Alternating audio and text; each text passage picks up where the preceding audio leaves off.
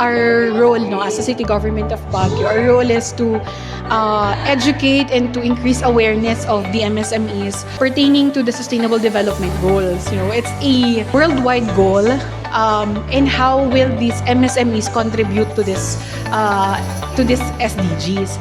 Currently, Baguio City is having a voluntary local review. No, tinitignan natin doon of all the SDGs, of all the targets, yung mga indicators na to, saan natin pwedeng kunin. Because when we try to look at the accomplishment or the progress report of the SDGs in Baguio City, somehow may medyo hindi magandang figure. There are SDGs na na-accomplish na natin, but there are still SDGs na kailangan pa natin ng data.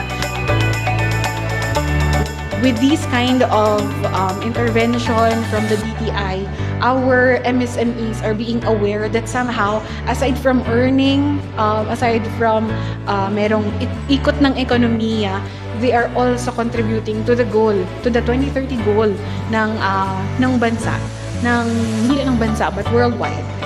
It's a more on a bigger perspective, a bird's eye view, kumbaga.